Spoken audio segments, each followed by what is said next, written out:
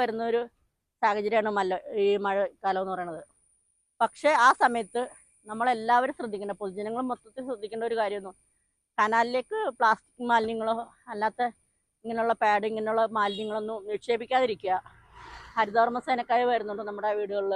50 രൂപ കൊടുത്താൽ നമുക്ക് വീടുകളിൽ നിന്നും അവരെത്തിച്ചു നമ്മുടെ വീട്ടിൽ നിന്ന് കൊണ്ടുപോകുന്ന ഒരു സാഹചര്യമുണ്ട്. പക്ഷേ ആ 50 രൂപ ലാഭിക്കാൻ വേണ്ടിയിട്ട് കുറേ ആൾക്കാർ വേസ്റ്റുകൾ, നമ്മൾ കനാല് വൃത്തിയായിക്കൊണ്ടിരിക്കുന്ന സമയങ്ങളിൽ തന്നെ വേസ്റ്റുകൾ കൊണ്ടുവന്ന് തള്ളണ ഒരു സാഹചര്യം ഉണ്ടായിട്ടുണ്ട്. തെങ്ങ് വെട്ടിയിടുക, വാഴ വെട്ടിയിടുക, ഇങ്ങനെയൊക്കെ ഉള്ള. ഇന്നലെ മഴ പെയ്ത സമയത്ത് ഞങ്ങൾ കനാല് നന്നായിക്കൊണ്ടിരുന്ന സമയത്ത് മഴ പെയ്തു രാവിലെ. പക്ഷെ എവിടുന്ന് വന്നെന്നറിയില്ല, ഈ ഭാഗത്തു നിന്നാണ് സവാളത്തുണ്ട് കുറേ ഉണ്ടായി. സവാളത്തുണ്ട്, സിമെന്റും ചാക്ക്, പിന്നെ കുറേ വേസ്റ്റുകൾ നമ്മളെ കൊണ്ട് പറ്റാവുന്ന രീതിയിൽ